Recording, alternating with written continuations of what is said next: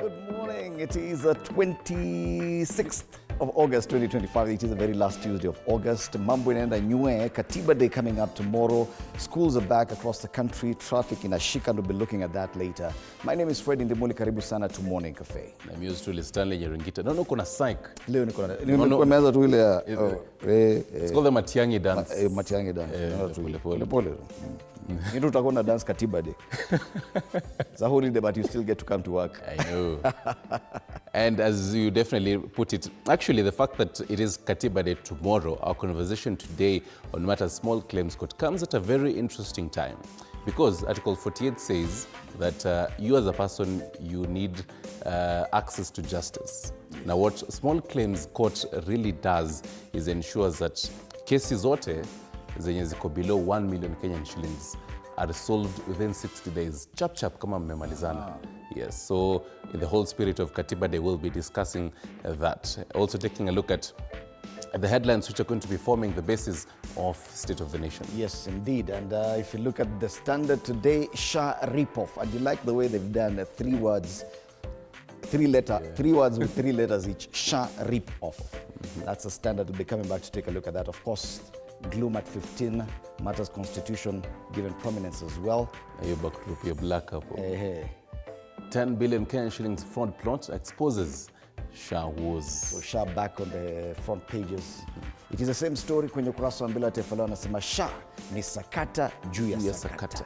All right. People Daily decide to go with something totally different with other dailies. Gachagua factor, the by-elections real test. And you know, this is not the fresh, independent, different paper. That title is reserved for the Star. So while you're talking about those other things, the Star, it's a Tuesday. Pensions jackpot, judges edge closer as politicians queue. That's the front page, a very long headline there. But remember today, it is Tuesday, so this paper is not for sale. We'll come back to take a look at that. On Matters business. Japan takes on China with a cheaper loans plan for Africa. Wameona China imeanza kudominate sana African market. They're trying to edge into Africa. We'll be telling you about that as well. All right. So yes, you mentioned State of the Nation. We'll be having these 2 legislators, Titus Lote and James Gakuya. These are the MPs, Kachiliba and Embakasi North constituencies, respectively. We'll also be having Kathy Rungwa, governance expert, in studio this morning to take a look at the big headlines. Of course, SHA should ideally not be the discussion this week. We should be talking about the Constitution and the gains that we've made so far in the last 15 years. But unfortunately or fortunately, we get to talk about SHA. And how shambolic it is. How shambolic. Now, I saw it there. Imagine. All right, let's take a look at the regional papers this morning, and we start off in Uganda, the Daily Monitor. Fake delegates ni NRM polls. NRM is the ruling party there. Hizo polls zao zilikuwa na mshike pale. Sema yesterday there was suspended elections for Entrepreneurs League top spot over gross irregularities. But one guy called Jim Muhwezi, who's a security minister, retained his chair of the Veterans League of CEC after beating off 3 rivals, while Shafiq Mwanje captured the People with Disabilities League Apex seat, with Arinatwe Katambuka taking the Workers' League chair, and opposed after his sole rival stepped down. Yes, yesterday was a special day for the ruling party in Uganda. They were holding the National Delegates Conference. And so, unajua uko ukipata tiketi ya chama tawala, you are as good as done. Yo ni kama uko elected ahead of the elections. Yes. So matters education of can civic education stop voter apathy in 2026 polls? Those are other stories given prominence. Hey, kuna story hapa, kuna sauna ili explode. How Kampala sauna exploded, injuring 8 people. It's a big story there. Yes. And the safety of some of these. Najua hata Kenya siku hizi wanapenda mambo ya massage na sauna na vitu kama hizo. Huwezi jua kuna watu waliumia huko. These are the same stories on the front page of the New Vision, and you can see that sauna blast, 69-year-old man injured. There's a 69-year-old man. Alikuwa pale and enjoy pension. Lafika explode. But the main story here, free education top priority, says Museveni. Now you see campaign imeanza proper. So anaongea kuhusu free education. Alafu ulisema hii page inakuanga hapa chini nusu ya page ya New Vision inakuanga retained for Yoweri Museveni. Kaguta. Usifikirieni ninadanganya sababu ndio yeye pale. The National NRM Party National Conference kicks off 2025. Hapo ndio wanafanya elections zile za party kule ndani, nani anakuwa chair, nani anakuwa party leader, vitu kama hizo. Lakini kwa masuala ya campaign anazungumzia free education. Yes. Meanwhile, elections for Entrepreneurs League put on hold. Hizo ndo zilileta shida jana. Up here on the right, just really going to show how the youth revolt inaendelea pale Uganda. So they're saying the Uganda Young Democrats seeks to block Mao's presidential bid. So Mao is the president of Democratic Party. Na Uganda Young Democrats is the youth league chini ya hiyo Democratic Party. Na hawataki huyu their president akuwe the president. Chama ni kimoja, chama ni jamo. Huko Uganda kama ni NRM ni NRM, kama hakuna NRM pole kando. So yes, inaonyesha venye maneno how the young people are trying to change the narrative pale Uganda. The election is coming up next year, January. But in Tanzania, the elections are coming up in 2 months' time, October 29th. But if you look at the front page of The Citizen, you might not see elections anywhere. It just matters business. Pale chini tu a strip. Wamekewa pale inaitwa ni lower third. Like the main story on the front page of The Citizen, how counterfeiting threatens economy, health and security. They talk about counterfeit goods which are increasingly undermining Tanzania's economy, with estimates suggesting that the government could be losing more than 1.7 trillion Tanzanian money annually in uncollected excess duty from the alcohol and cigarette sectors. Na counterfeit kumbe na alcohol na cigarette ndio kunakuwa na counterfeit sana.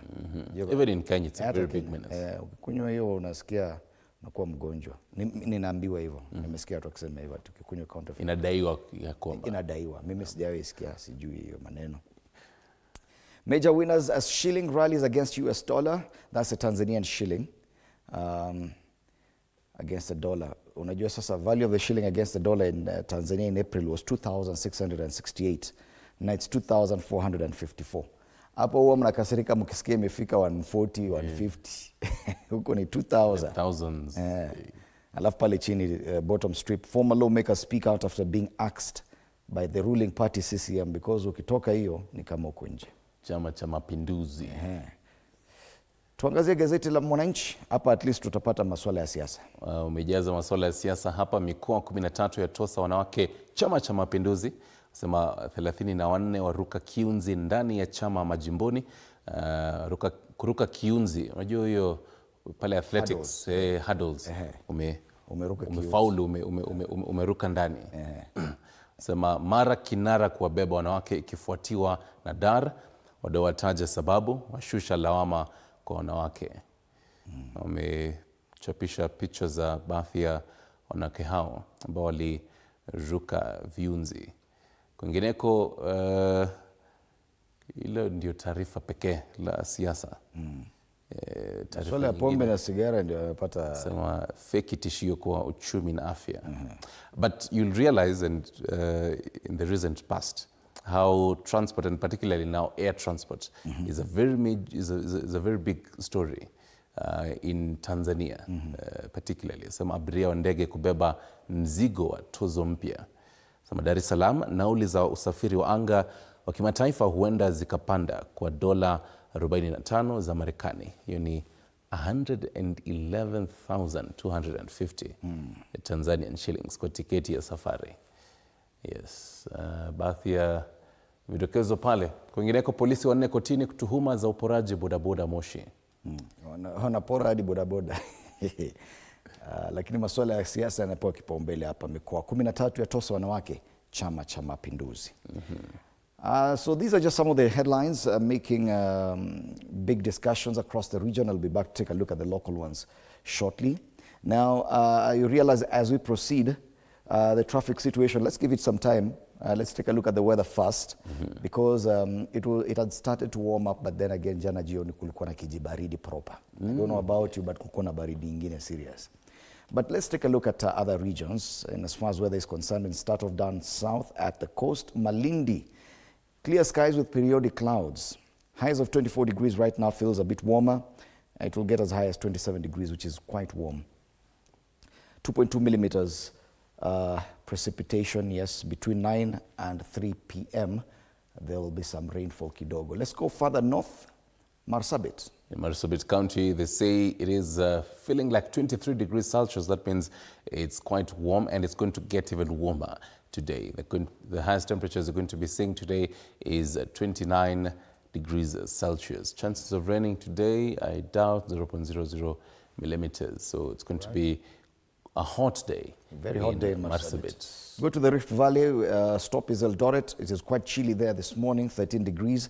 Partly cloudy for the better part of the day. Yes, there are chances of rainfall later in the afternoon. Highs of 22 degrees in Eldoret. 7.1 millimeters rainfall. So definitely Eldoret muna mvua leo. Hiyo ni lazima itanyesha. What about the Lake Victoria region? In Siaya County, 18 degrees right now. It's going to be partly sunny up to around midday, and then after that cloudy and chances of raining into the afternoon. 4.6 millimeters light showers. So at least Eldoret and Siaya kuna mvua. Hiyo maeneo. Kunanga Limuru brace for the cold. Now it's actually warm in Limuru today. Yeah. 11 degrees. Last week we were checking the weather there. It was between was it 9 and 8. Yes. 9 and 8. So it's actually warmer in Limuru today at 11 degrees. Promises to be an even warmer day with clear skies and periodic clouds. Highs of 20 degrees, which is very warm for Limuru. Hiyo hata unaweza pata watu wametoa mashati sasa. Sababu ni 20 degrees Limuru. 0.4 millimeters of rainfall. Nothing much there. And finally Nairobi. In Nairobi, tuone radar 14. It's going to be similarly to what is going to be in Limuru. Partly cloudy, particularly in the afternoon.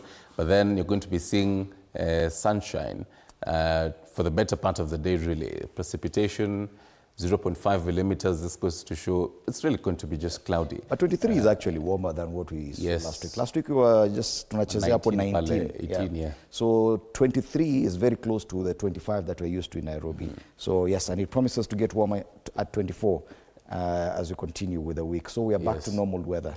Ile kijibaridi ya August na July ni kama inaenda kuisha. Oh yeah. So even as you enjoy this particular warm weather today, let's take a look at the traffic. Ndio ujue, ukiwa kwa gari, will you be opening the windows juu kuna kajua ama? At exactly 13 minutes past the hour, yes, remember, learners are getting back to schools in different parts of the country. So areas where transportation is centered, you'll realize that's where a lot of the traffic is. And for that purpose, for the Nairobi, it should be around Haile Selassie Avenue, and you can see what's happening. It's been long since the entire stretch of the Haile Selassie Avenue from Uhuru Highway all the way to that roundabout at Landis Road is busy. The other side of the road going up from Landis Road all the way up to the roundabout at Trailers Bus Station is also very busy. And you can see this stretch, Landis Road, up next to Machakos Bus Station. Hapa huwa hakuna traffic sahi, lakini angalia the entire stretch is red, meaning watoto wote wanaenda, wale wanaenda kupanda mabasi Machakos Bus Station, wale wanaenda kupanda zile zingine za huko North Rift. Zile shule ulienda shule gani? Mimi nilienda Makueni. Makueni. Sasa hiyo ni hii area sasa, unapandia hapo ukienda upande mwingine. Yes. So a lot of traffic, especially within the CBD, as learners try to get transportation back to school. Meanwhile, the other major tributaries into town, like Jogoo Road, is getting busy. Same usual areas, Makadara all the way to Likoni Road Junction, and that stretch next to the City Stadium roundabout is getting busy as well. What about Thika Road, Stanley? Thika Road from 2020 all the way from Akina Githurai huko. This is strange because this should be busier this time. Well, yeah, I mean that particular interchange, ukishatoka Kiambu Road na pia Thika Road, you interchange hapo ukikuja into Pangani, it's the yellow strip, means that the traffic is building up right now. Yeah. So probably in a few hours, maybe it might be building up even more, but then all the way kutoka huko, all go back to see if at all there's a problem. Yes, it appears to be a problem because that one is not normal. It should be red by now. Because now you see what's happening here.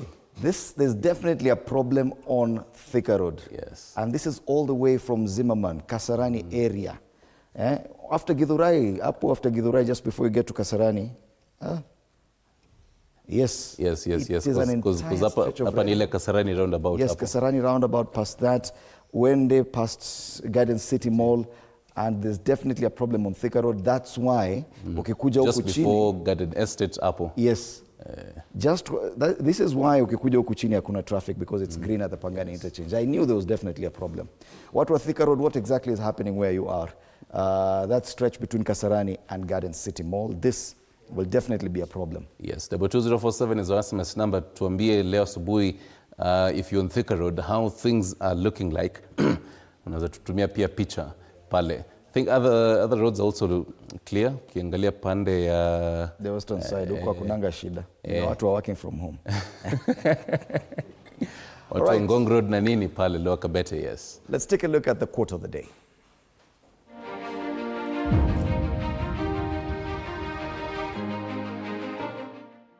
Excellence is not an accident.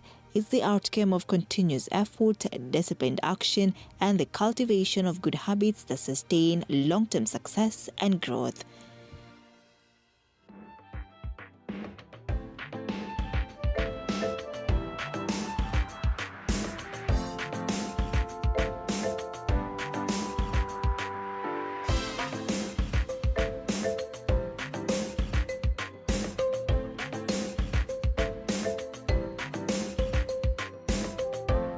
Start off with the shambolic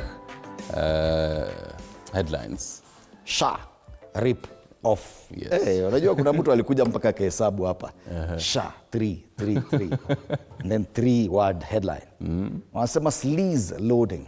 In an unprecedented turn, less than a year after the Social Health Authority started paying claims by hospitals for services rendered, in the footsteps of the NHIF, the process has sparked public outrage. Little-known hospitals associated with senior government officials have been paid huge amounts, ranging in the millions of shillings, but not commensurate with the services they offer. You see, remember vile kulikuwa na delay ya uptake ya SHA. Yes. Yet there's a hospital that was paid 55 million shillings in December, less than 2 months after it got rolled out. Yeah. You wonder, okay, what services did they offer for them to actually get that kind of amount? But perhaps the most controversial is this one, Ladnan Hospital, which received over 220 million shillings cumulatively. Now the problem with this is the ownership. The person running SHA, Abdi Mohammed, yes, the current chair SHA, he was a founder member of that, but he left. Yes. He sold his stake there. But either way, you see, now that connection still is problematic. That's the main story there. I think now what baffles me is the comment by the Health Cabinet Secretary, Duale, says, the Social Health Authority Chair, Abdi Mohammed, used to own Ladnan Hospital, but he no longer owns it. So there's no conflict of interest. Yeah. So relax. Msijali, guys, relax. Najua Kenyans, by the way, hata mtuambie nini. Nani hawa watu walituambia there's a shortage of fools in Kenya. There's definitely a shortage of fools in Kenya. Anyway, that's the main story there, and they've given it quite some prominence on page 4. Say SHA promised quality medical care, but it bleeds taxpayers' funds. Should read more about what's happening to SHA. And this has definitely become a big discussion going forward. Yes. Because ile pesa watu wanakatwa ni mingi, na watu wanauliza, hey, is our money safe? People don't mind as long as they get good services, especially healthcare. But hey, ukianza kusikia ni kama pesa zinaenda to hospitals that don't exist, hospitals that are not in operation, and that's definitely questions are being asked there. Up here, page 4, I'm finding the due diligence of listing the hospitals that received the highest SHA claims. So you can take a look at that, and have you ever visited one of these hospitals? Now, Kambiwa Pole. You see, what happened was, all this information was public. Yeah. You could access that portal and see which hospitals have received what amount. But because of all this problem, now they've taken that down. You cannot see how much is being paid out for now. Of course, the other story is Katiba at 15. The Standard says gloom at 15. Matters 2010 Constitution on trial. As the country prepares to mark Katiba Day tomorrow, following President William Ruto's declaration, a cloud of gloom continues to envelop its implementation as his administration strengthens violations, selectively implementing what favors it, and races towards establishing a vindictive and authoritarian presidency. That's according to the the Standard rather. All right. Kule nyuma maswala ya football, kandanda, but there's a player here who plays for Cranes, the Ugandan team, and FC Leopards is interested in his services. So hiyo ndio iko pale nyuma. Wengine alafu leo ni leo ndio kuna Madagascar. Yes, versus Sudan. Who will you support? Pata sijui sasa. I think the other semi-final at 8:30 is better. Morocco versus Senegal. That's a big one being played in Uganda, Kampala. Hey, that's a big one. All right. Tutangoja tuone hapa, mimi niko tu neutral. Hata sina. Who do you support? For Madagascar versus Sudan? Sudan. Sababu Madagascar walifanyia Harambee Stars ile kitu. No, on Friday I was watching that game. Definitely Harambee Stars was the better. Oh yes, we scored a goal yenye mpaka saa hii sijaelewa. No, even how Harambee Stars was playing that game, when I look at even how Madagascar was playing this game, and even other games that Sudan has played, Sudan has a better form than Madagascar, according to me. Umekuwa analyst wa mpira siku. Mimi najuanga maneno. Acha tuangazie masuala ya SHA sasa, tutaelewa. 10 billion shilling fraud plot exposes SHA wars. The LCS has revealed the conspiracy to steal from the Social Health Authority, saying authorities had blocked 10 billion bogus claims by corrupt hospitals, which raises queries on the scale and potential of undetected looting. So you see what the standard has gone with is direct. Hawa ndio pesa imeenda huko. Hawa wanasema ni kweli kuna mahali kuna pesa inaenda. So the Auditor General has also criticized procurement of the 104.8 billion shilling digital system. If at all you have a digital system that's worth this much, why are we having problems with the loopholes? Paisa inapotea. As long as it's digital footprint, lazima utapata tu. Kweli. His Highness the Aga Khan lands in Nairobi for a 3-day visit, and you can see him there pictured with the Prime Cabinet Secretary Musalia Mudavadi. Hapa nini ingine nimeona Katiba at 15 iko hapa chini. Pia maneno ya UHC medics, they've been on strike for quite a long time, so probably some good news for them pale. That's a Daily Nation. Kwenye gazeti la Taifa Leo, maneno ya SHA bado, wasema SHA ni sakata juu ya sakata.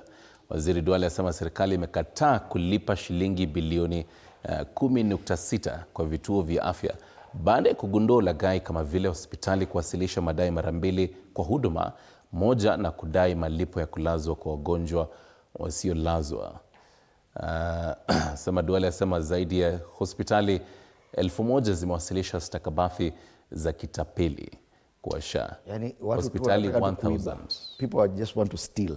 Yes. From and the sick thing is they're stealing from the sick. Tunakatwa pesa hii, it's very painful, and then hospitals just plan how to defraud the system. They sit down in a boardroom meeting and they say this is how we're going to do this. Alafu nasema ni God mazi. Haya, pale juu Tuju asema nia ya kujiuzulu Jubilee si kiti cha kisiasa. Lakini me I wonder what's the big deal with him resigning from Jubilee? Now he's doing interviews. Why? Because he resigned from Jubilee party. Political mileage really. Alafu nasema ataki kiti na tafuta political mileage. Wewe unatuambia nini?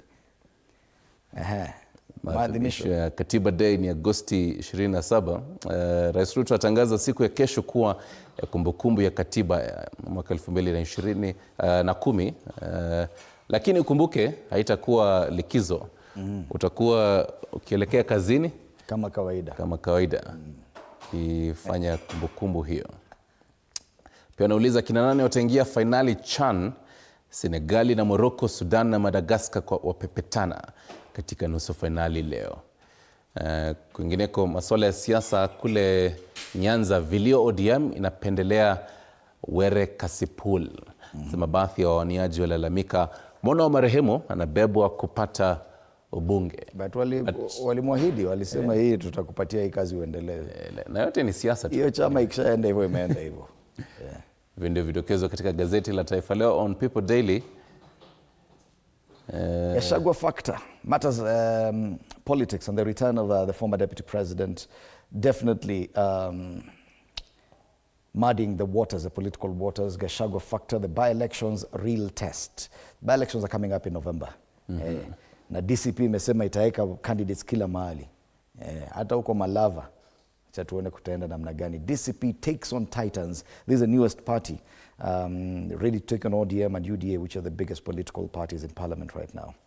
Other stories, Jane Kihara, the defiant, fearless Ruto critic, still matters politics. Yes. Na pale juu hits and misses as Constitution marks 15th anniversary.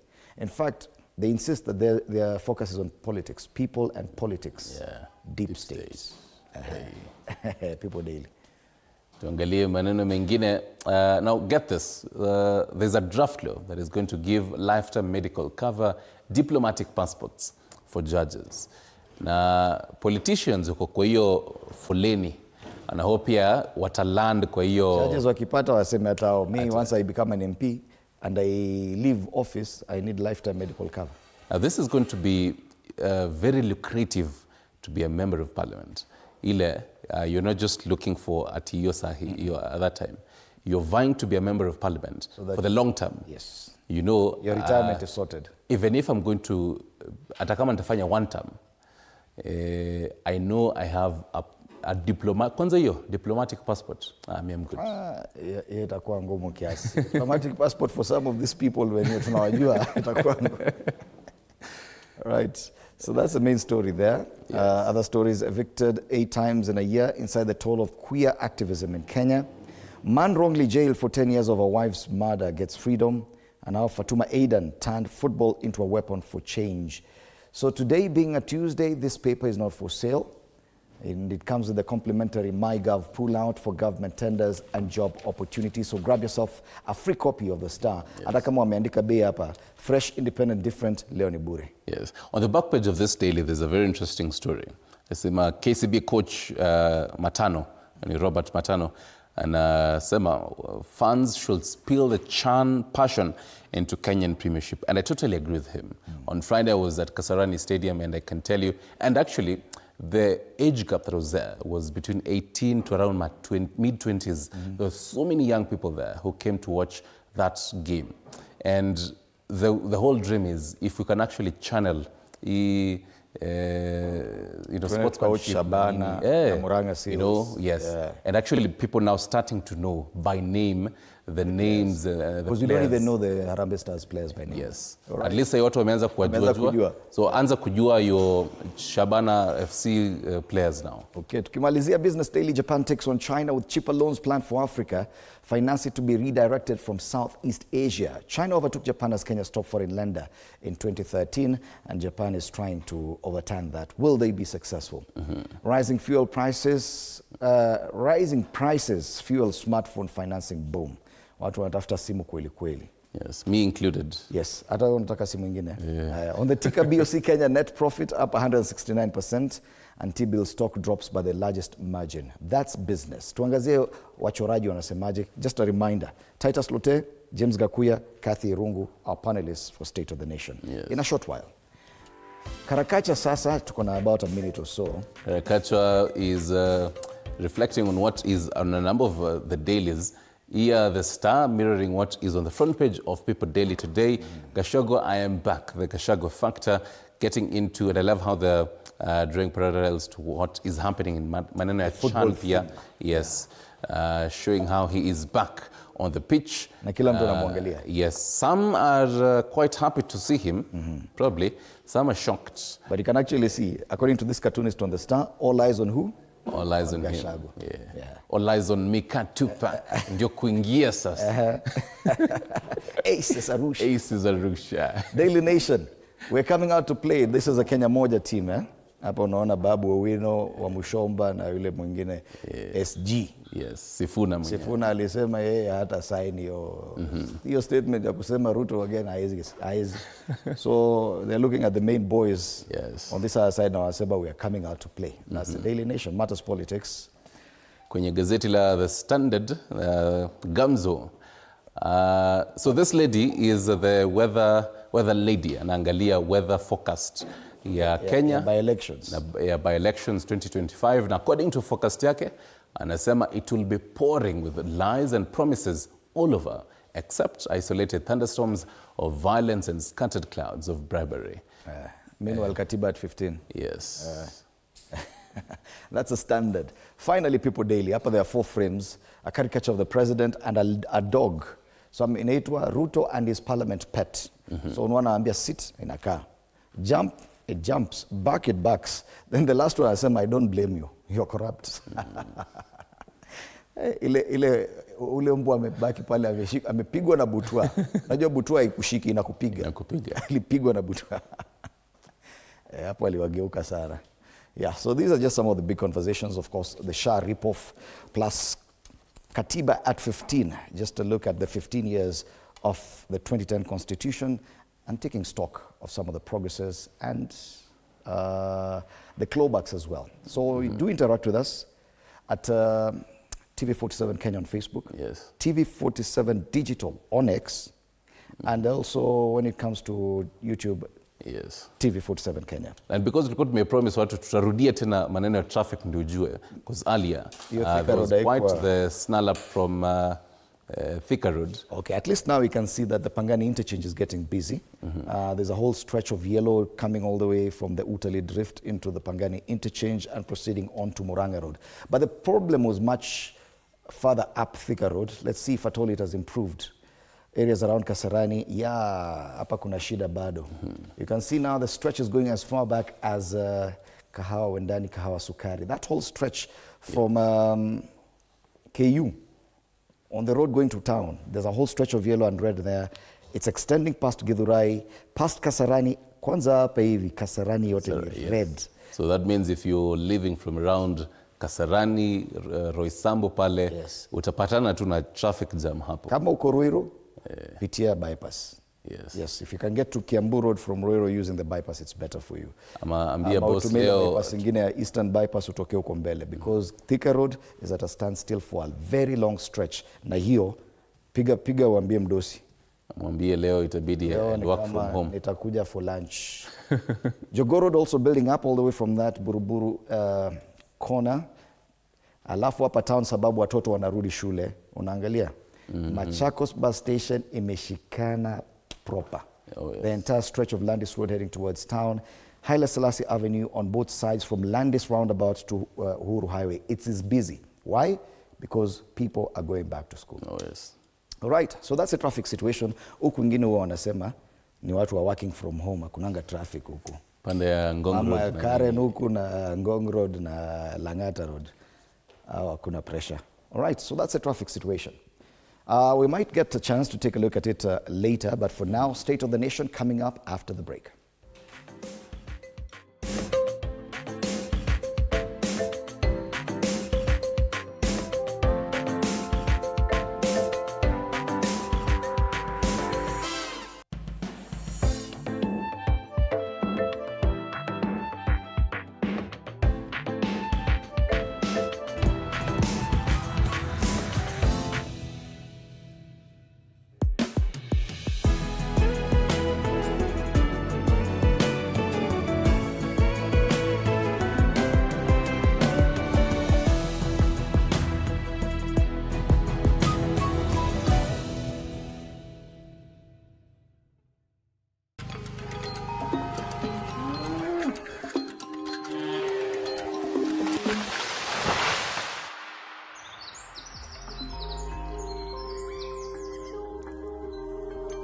Our world is changing every day, and so should we, for the better. Each week, we tackle the big why, the question that should be on everyone's mind.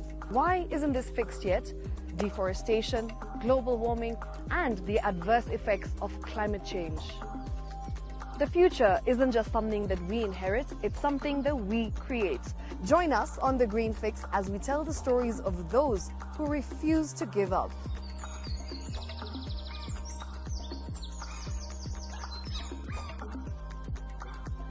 When it comes to fixing the planet, there is no time to waste. Join me, Shiksha Arora, on Thursdays at 9 p.m. on The Green Fix as we look into the big why, you and I.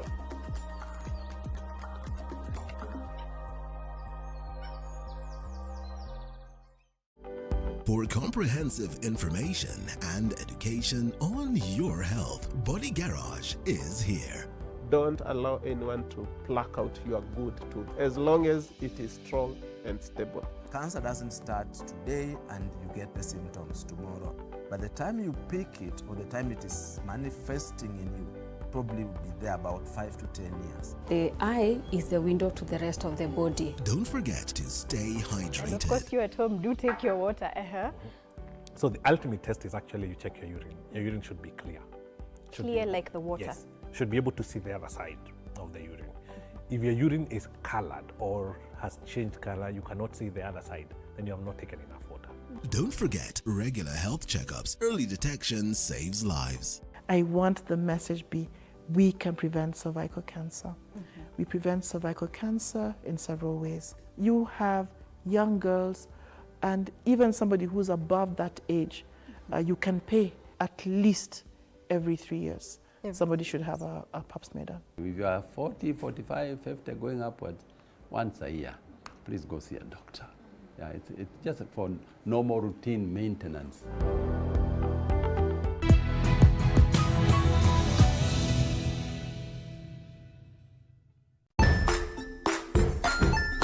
Hey there, friends. Welcome to Kids on the Block, where fun and imagination come alive. We dive into magical world filled with exciting adventures and awesome friends. What position were you in? I was number 2. What position were you? Number 1. He decided to cross the bridge by his house and look for food on the other side. We're going to do half cup of chocolate chips, and the other one, we're going to do half cup of the blueberries. So, grab your imagination hats and get ready to explore with us. Join us every Saturday at 9 a.m. for new friends, amazing stories, and tons of laughter. Jiunge nasi tunapoangazia safari za viongozi bora.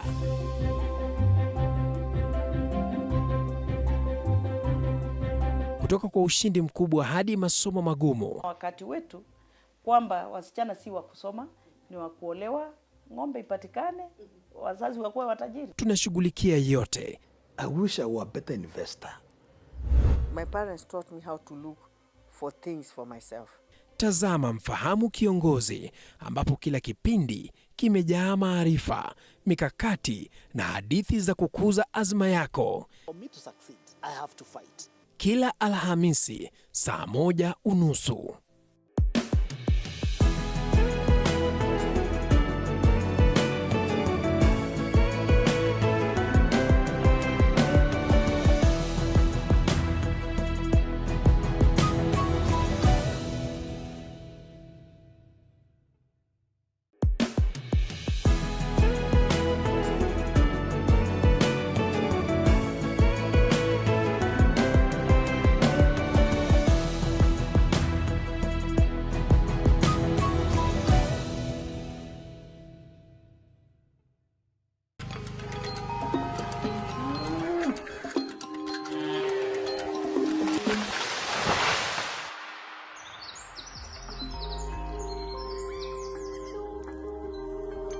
Our world is changing every day, and so should we, for the better. Each week, we tackle the big why, the question that should be on everyone's minds. Why isn't this fixed yet? Deforestation, global warming, and the adverse effects of climate change. The future isn't just something that we inherit, it's something that we create. Join us on The Green Fix as we tell the stories of those who refuse to give up.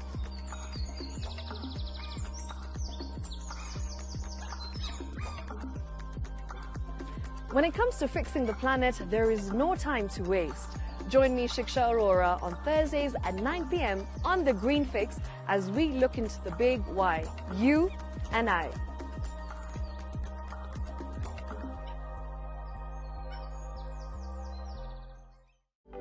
For comprehensive information and education on your health, Body Garage is here. Don't allow anyone to pluck out your good tooth as long as it is strong and stable. Cancer doesn't start today and you get the symptoms tomorrow. By the time you pick it or the time it is manifesting in you, probably will be there about 5 to 10 years. The eye is the window to the rest of the body. Don't forget to stay hydrated. And of course, you at home do take your water. So the ultimate test is actually you check your urine. Your urine should be clear. Clear like the water? Yes, should be able to see the other side of the urine. If your urine is colored or has changed color, you cannot see the other side, then you have not taken enough water. Don't forget, regular health checkups. Early detection saves lives. I want the message be, we can prevent cervical cancer. We prevent cervical cancer in several ways. You have young girls and even somebody who's above that age, you can pay at least every 3 years. Somebody should have a pap smear done. If you are 40, 45, 50, going upwards, once a year, please go see a doctor. Yeah, it's just for normal routine maintenance.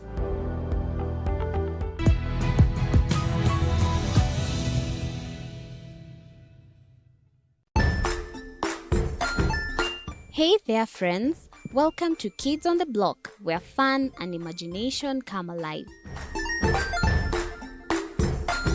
We dive into magical world filled with exciting adventures and awesome friends. What position were you in?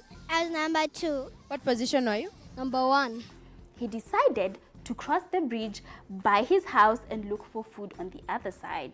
We're going to do half cup of chocolate chips, and the other one, we're going to do half cup of the blueberries. So, grab your imagination hats and get ready to explore with us.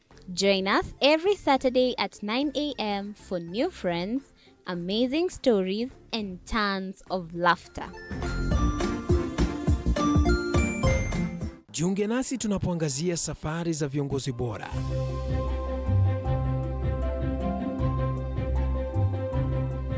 Kutoka kwa ushindi mkubwa hadi masomo magumu. Wakati wetu kwamba wasichana si wa kusoma, ni wa kuolewa, ng'ombe ipatikane, wazazi wakuwe watajiri. Tunashughulikia yote. I wish I were a better investor.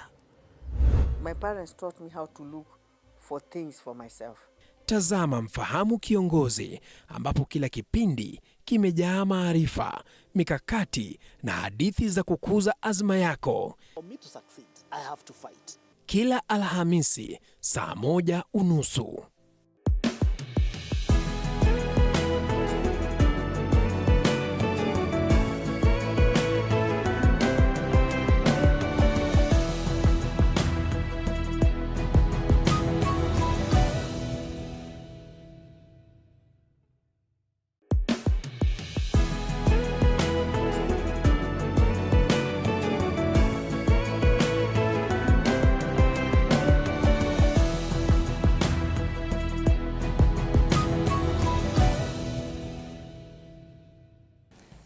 Talking about how hospitals have received millions of shillings, and some of these hospitals belong or are linked to some senior officials of the Social Health Authority. That is what the Standard has gone with. It is a headline that has been criticized by so many people, including the health CS, Aiden Duale, saying that this is misinformation. But through his own admission, yes, there's definitely a problem within the Social Health Authority. CS Aiden Duale quoted on the front page of the Daily Nation saying, 10 billion shilling fraud plot exposed. So the health CS has revealed the conspiracy to steal from the Social Health Authority, saying authorities had blocked 10 billion shillings bogus claims by corrupt hospitals, which raises queries on the scale of potential undetected looting. And they've given various figures of how this monies have been spent. Meanwhile, the Auditor General has also criticized the procurement of the 104.8 billion shilling digital system. There's already a digital system costing that much. That should be able to flag off all these transactions, but it would appear there's still a problem. On the Taifa Leo, anasema SHA ni sakata juu ya sakata. Allow me to introduce my panelists this morning, beginning on my immediate right. James Gakuya, MP, Embakasi North. Good to have you in studio. Karibu sana. Thank you. Kathy Rongu, governance expert, also joins us this morning. It's a pleasure to have you in studio. Asante. And Titus Lote, MP Kacheliba, also joining us this morning. It's a pleasure to have you here. Thank you. Karibuni sana. Now, well, the CS may be unhappy with what the Standard has decided to go with, calling this a rip-off, but definitely from his own admission, there's definitely a problem. If at all they've managed to flag 10 billion shillings that would have been stolen, it means that there's some money that may have already been lost through the same. When we talk about this kind of magnitude of theft of public resources, of funds that are meant for the health of Kenyans, This should be considered a crisis now, Bwana Gakuya, don't you think? Thank you, Dimuri. Allow me to salute viewers wherever they are watching this morning show floor and coming to this serious matter of theft in our social health authority. I would like to say from the onset that this is not the beginning of theft. And we have witnessed a big theft during NHIF when dubious health centers who has been chosen to give to offer these services has been making dubious claims and claims that are not available. And that tells you that, in fact, if you would check even the Kenyatta National Hospital, as it is even today, most of the doctors there have their own private hospitals, and they keep directing clients to their private hospitals.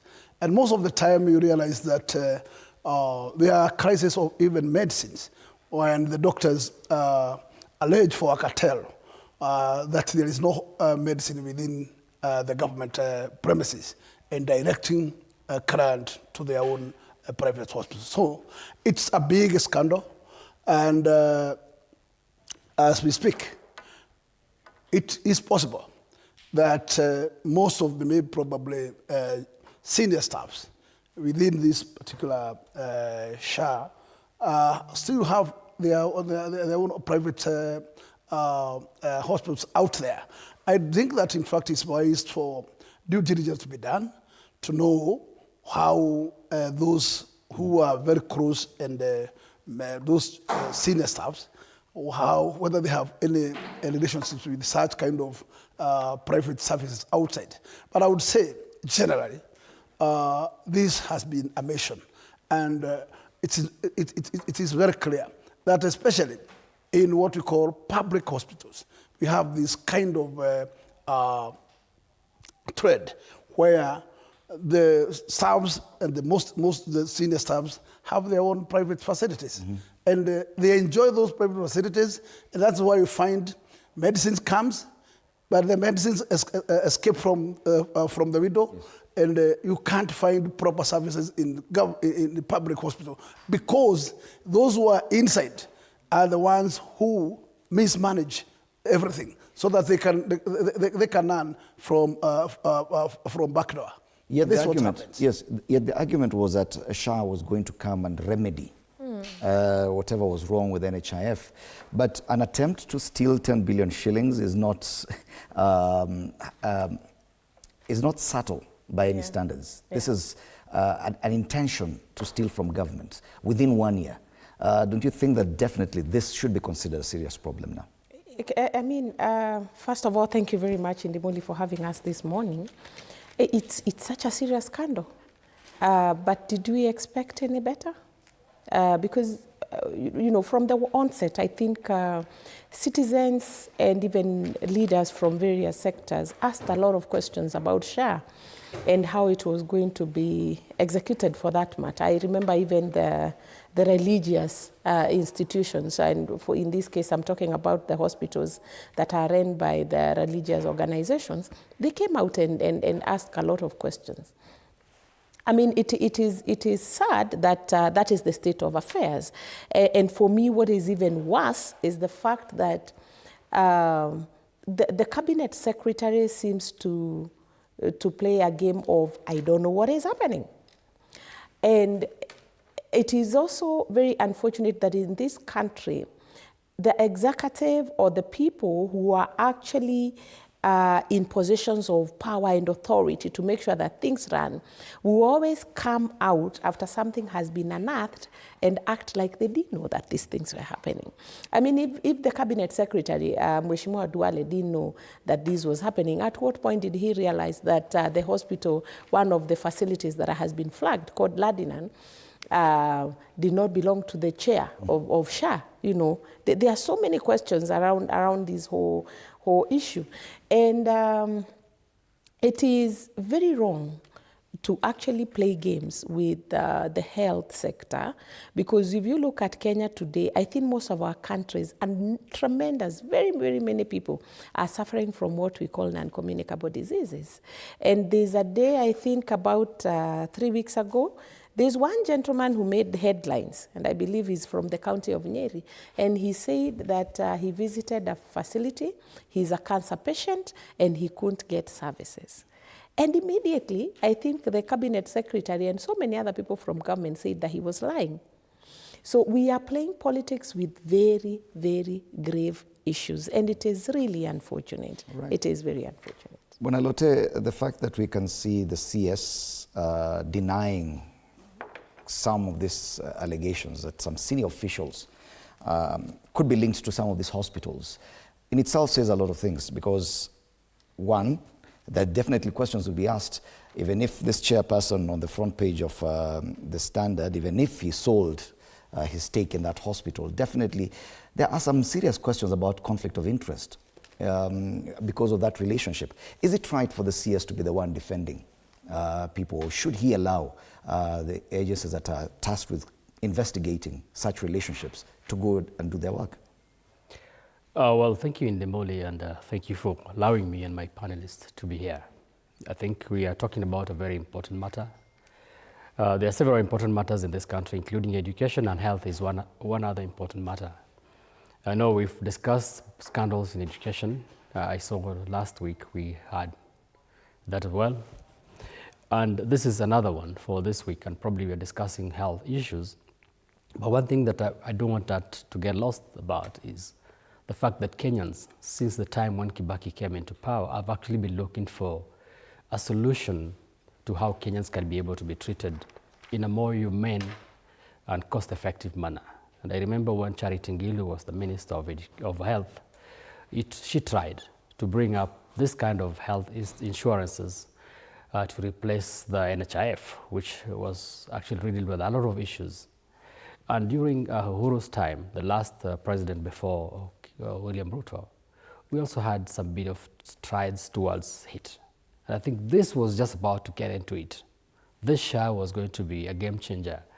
But I think finding SHA into these issues, and I remember we were in this studio some times ago discussing why there were a security system, an IT system that was supposed to track and ensure that the issues that bedeviled NHIF were getting off based on that system. And I think the system was very expensive, and we said we needed an expensive system so that the expensive system can be able to track and remove all other issues that NHIF suffered from, including payments, where we found during NHIF time that a lady was alleged to have actually given birth 3 times in a year through cesarean, and it is practically not possible.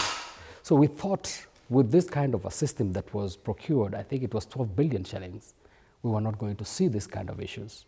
But the fact that we are seeing this kind of issues should not let us think that we are sinking. It should only teach us that we still have problems that we need to confound. And I think the first thing that the CS needs to do, so that we do not throw the baby with the water, is to arrest everybody, including the senior officials that have actually been found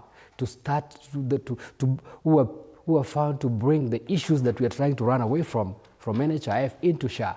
So unless that is done, unless we see heads rolling, unless we see people being arrested and prosecuted, we will actually say that we have not left the problems that bedevil NHIF. So the first thing for me is not for us to start saying SHA is bad, because of course we've actually seen the positive aspects of SHA. We've actually seen SHA working. We need to only weed out the culprits, and it should be decisive. It should be a communication that goes to the public that we are not joking with our health system. Given the kind of response you're seeing from the CS, are you confident that he is in charge and will ensure that these things go the right way? Or do you think that a different institution, for example, the National Assembly, should take up this matter and make it a national probe? Because definitely there's something fundamentally wrong with the system. Well, I don't think the National Assembly is supposed to deal with criminals. Criminals are dealt through a justice system. We need to see who is this, even if it's the chairman, or the former chairman, or the chairman who was the former owner of the Ladman Hospital, or many others. That is not the purpose of Parliament. Parliament cannot do that. The DCI, the ESSC, the court system is supposed to take charge, and we need to see these people in jail. If we don't see them in jail, all these things, theatrics we're seeing from the head of the CS and all these leaders will just be...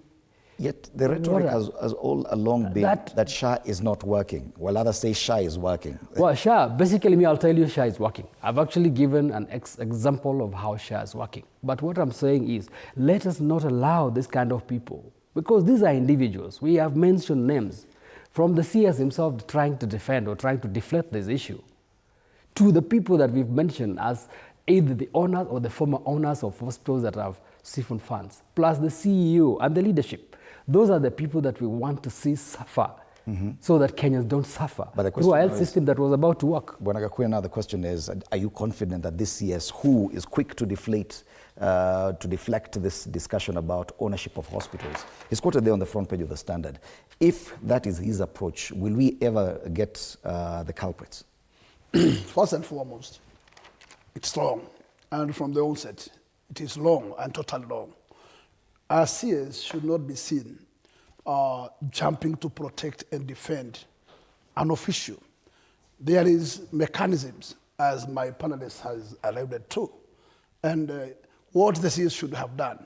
If there is an issue cited, he should allow investigation to be done. He cannot be seen as the one who has information and full truth of this matter. And if he wants to have a balanced report, then the report should not come from him.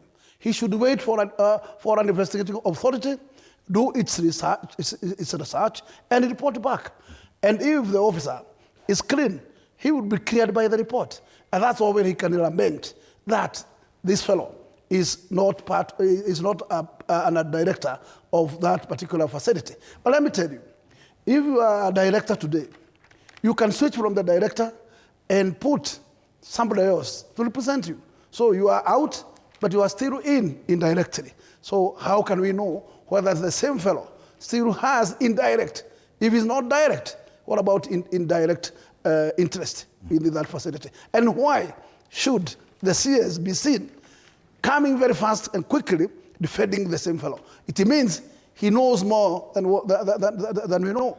And in fact, if this is what the CS want us to believe, then he should tell us he understands and he knows. And he should give us a report of his investigation that he did when this fellow was appointed. In fact, if this fellow made declaration of what he owns there before in the report during when he was appointed, then this can tell us that in fact he was a clean person. But if this matter has been known when the fellow is on duty, then it's wrong, and it's totally wrong for a CS to step in defending before the matter is investigated. And definitely that doesn't qualify as zero tolerance to corruption, because even matters perception do matter, public perception, that someone who owned this company, or even if he sold his stake and now is running a different institution, that the same company that he used to own gets to benefit in a different way. Exactly. That cannot be seen as zero tolerance to corruption. Exactly, and I'm really glad that today, this morning, I'm seated here with two members of Parliament. I know there's a bill, I think, on the floor of Parliament called the Conflict of Interest Bill. And that is one of the bills, perhaps, that can put checks and balances in some of these things. And on the other side, I don't think it is really wrong, because I want to imagine that this Mr. Abdi is also a doctor, something like that. It is not wrong for him to run private enterprises or private hospitals or private business. What is actually wrong is for him to be seen to siphon funds from what he has been entrusted with to take care of on behalf of so many of us. I think, having said that, it is also very worrying when you check on the list. I know the registry has been removed. You know, it is not available online. It was available the day before yesterday and yesterday up to a certain time, and it is very concerning. You know, why would anybody remove it? What is this that you don't want us to learn? You know, and I went through it personally, and there's a trend. There's a trend that I could pick. Most of this. And I want to call it makeshift hospitals because they are pretty new. Nobody knew about them before NHIF was reorganized. These makeshift hospitals seem to be coming from a certain region, all of them, or majority of them. That is very telling. Is it our time to eat? As we always say, that when a cabinet secretary comes from a certain region, then they are stealing for the people. The most unfortunate thing is that they may want, the people in leadership may want the ordinary mwananchi to believe that they are stealing for the people, but that is not the case. It's just another interesting or uncouth way of amassing wealth at the expense of us Kenyans. All right. The front page of the Standard reads SHA ripoff, and it reads like a movie.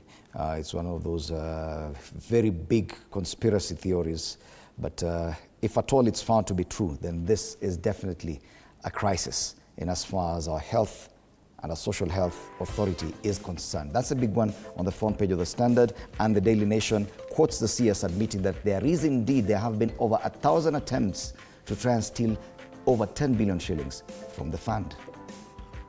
Well, those are the big headlines this morning. We'll be back to take a look at the other big discussion, and that is the Constitution at 15 years. You're watching Morning Cafe.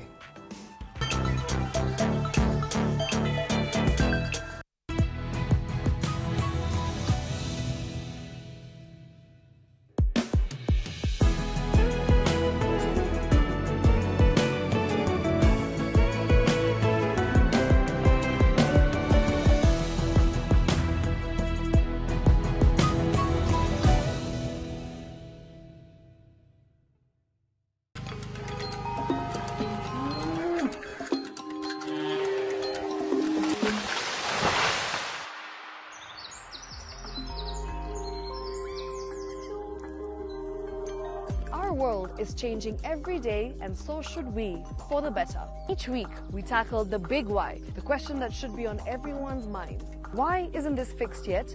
Deforestation, global warming, and the adverse effects of climate change.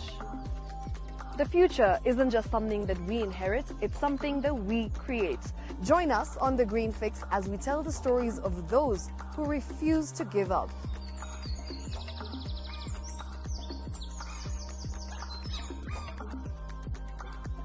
When it comes to fixing the planet, there is no time to waste. Join me, Shiksha Arora, on Thursdays at 9 p.m. on The Green Fix as we look into the big why, you and I.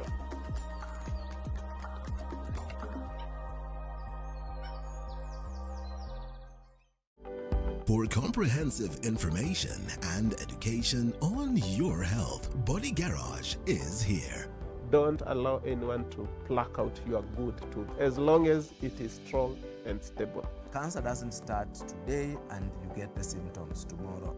By the time you pick it or the time it is manifesting in you, probably will be there about 5 to 10 years. The eye is the window to the rest of the body. Don't forget to stay hydrated. And of course, you at home do take your water. So the ultimate test is actually you check your urine. Your urine should be clear. Clear like the water. Yes. Should be able to see the other side of the urine. If your urine is colored or has changed color, you cannot see the other side, then you have not taken enough water. Don't forget regular health checkups. Early detection saves lives. I want the message be, we can prevent cervical cancer. We prevent cervical cancer in several ways. You have young girls and even somebody who's above that age, you can pay at least every 3 years. Somebody should have a pap smear done. If you are 40, 45, 50, going upwards, once a year, please go see a doctor. Yeah, it's just for normal routine maintenance.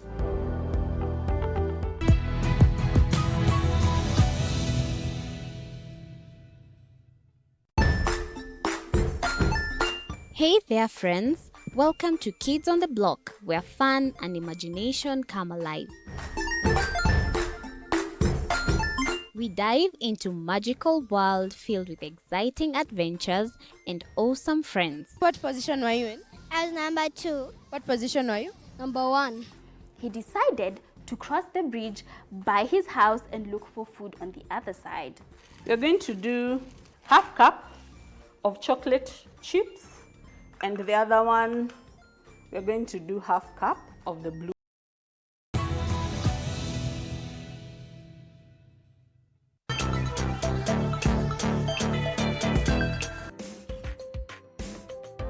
All right, welcome back. And the discussions during the break are even more interesting. Of course, matters corruption, big discussion there, especially with what's happening with the Social Health Authority. And this is a conversation that will still go on. The amounts and the magnitude of the attempted theft or even theft is just mind-boggling. 10 billion shillings is what the CS admits. There have been attempts to defraud this system of. But away from that, this week, we have a very special day. Tomorrow we mark Katiba Day. 15 years since the promulgation of the Constitution in 2010. August 27th was the date. So tomorrow, if it was a child, he or she will be turning 15. Mm-hmm. But at 15, the questions now abound. Have we matured? Have we really progressed? What is the biggest success, Bwana Lote, would you say, came with the Constitution 2010? I don't know why you're taking us to the Constitution. A Constitution is supposed to make life better. And if you find ourselves in this kind of things called SHA, and the denogram going around it, I think that is where the discussion needs to have actually been. And you'll allow me to say one thing, and I think this one thing is very important about SHA, and to the president particularly, that we've actually seen the people that the president has put to manage SHA, starting from the cabinet secretary, the principal secretary, the CEOs and the board. We've actually seen that there is an issue with SHA, and Kenyans have been looking upon the president to give us a better health care, and he's actually promised that SHA was going to be a game changer. I think it is time that we speak to the president. He is our president, that this is your baby. Kenyans are looking upon these things to work. Your legacy starts here.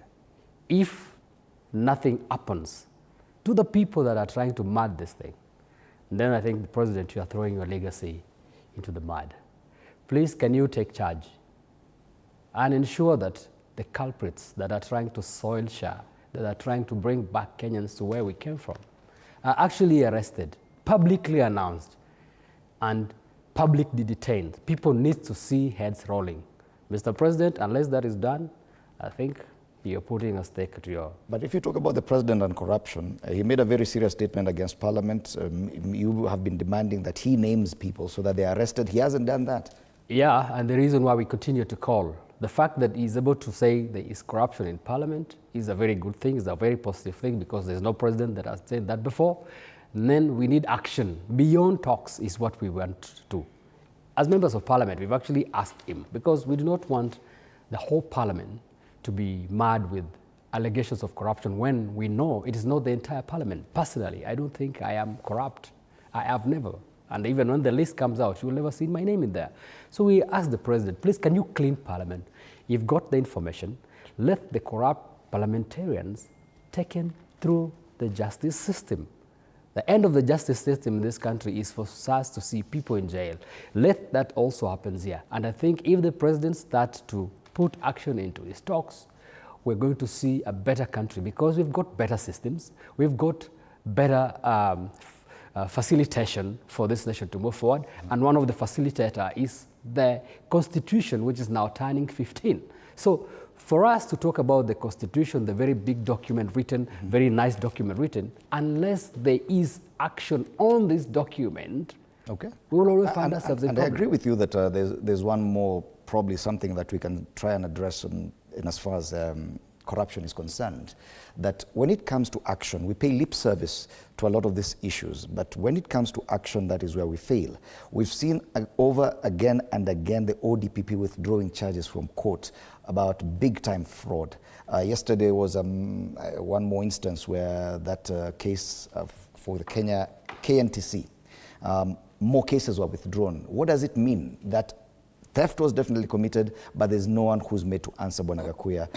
Action is definitely beyond words. Edemoni, what we need all of us to understand is that the executive carries a lot of weight to what we call the state management. And the problem we are facing is micromanagement. And when the state does not allow other organs to operate independently, there is nothing much you can expect from these particular selected agencies. I would tell you, DPP is not a mad person. So he can't just wake up and withdraw a matter. You must know what are the interests of this matter. And let me tell you, he can only hear a voice from one authority. And this is the highest authority. And once you have been directed by the highest authority to go this direction, who are you as a DPP and you are appointee of that particular authority? And therefore, I can tell you, KNTC could not go far because it is surrounding many friends of William Ruto. And they are known. And they are known. It is not something that is in dark. We know them. I was investigating that matter of Audible Oil. And that matter, I got a phone from the State House, which was telling to quash the report, not to proceed. And I ignored. You were called. And since up to date, that report has not seen the light of the day at the front of at the chamber. It has not. Because by the time I exited from that chair, I left the report ongoing. But I'm sure that report will not see the light of the day. It will totally be killed before.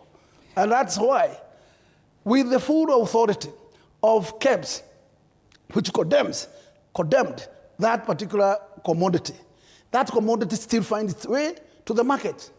Who directed the commodity to do in the market after it's been condemned? It is the highest authority.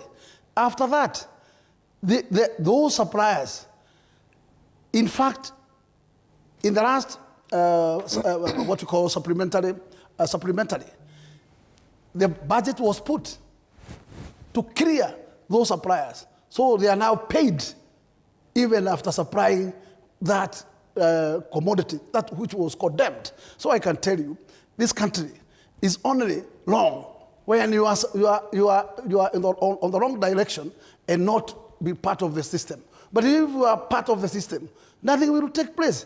And let me tell you, the hunters will be only those who are against. But those who are pro, they will be protected. But this is where we are getting wrong and we are going wrong because a state cannot be managed that way. And that's not the route to go. The state should give independence, and including the parliament. We have seen William Ruto starting purging the parliament. Who has corrupted the parliament? It is himself. It is himself. Right. And they cannot stand to say the parliament is corrupt. When you are giving them, it's not corruption. But when somebody else is giving, it is corruption. It cannot be a double standard. And if I used to tweet every time that a fish rots from the head, and if the head rotten, then the whole body becomes rotten. And that's where we are. And we are in that deep shift because surely nothing much we expect from SHA. Because SHA is a conspiracy. And let me tell you, those who are within the state are eating from it. So it will be spawned all through. We should be making what we call noises here, but let me tell you, actions are not going to be taken. It is wrong. And that's why we are saying this is a government of one term. Wow. Because the risk we have here, Kathy, is that yes, we're going to have these screaming headlines, like what President William Ruto said about Parliament, a very sensational statement. But that's just it. Yeah. And as far as the fight against corruption is concerned, should we even bother with this? There's a sense of helplessness that when it comes to corruption, we'll talk about it, make noise, and that's just it. And actually that helplessness, I was just about to start my statement the same way, because listening to my colleague here, Mheshimiwa, and you can imagine he's a member of parliament and he feels that his hands are held. He's not able to do his work. He's not able to play his role as a member of parliament because someone somewhere is calling shots or wants to control what is happening there. You know, the most unfortunate thing that we keep doing, because to me corruption is a very deep-rooted cancer. It's not something that just started with this regime. If you look back, you'll find that there was the NYS scandal, then there was another scandal, and another scandal, and another scandal.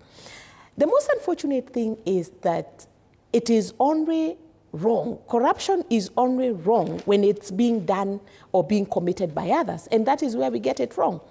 And we have politicized the war against corruption so much, such that even when people are arrested and taken to Milimani up here in Dimuli, you know, either to be charged with corruption and those kind of things, people and politicians will always turn to their communities, so they ethnicize the whole battle or the whole war against corruption, and we lose it, and we lose it.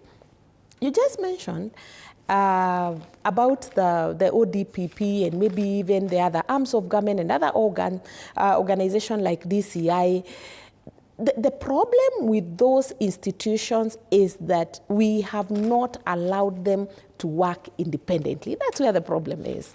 Because actually, the president, yes, he needs to lead the war against corruption, like he made a pronunciation the other day. But the people to arrest these criminals and bring them to book are known. We have the judicial system, we have the NIS, we have the DCI, we have all these people, but they don't seem to work independently. They don't have the autonomy. And that is, I think that is the challenge that all of us are dealing with today.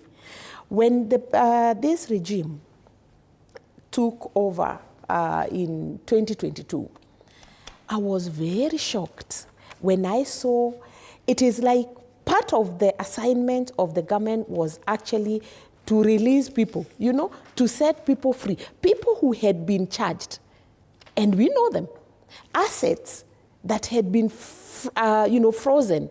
And immediately it was breaking news all over. The former deputy president was one of them, and it was said, you know, his assets had been taken, and we are giving that back to him. And so many other people who had served, not just in this regime, but even in other regimes. So really, is corruption just wrong when it is being committed by other people that maybe we don't agree much politically with?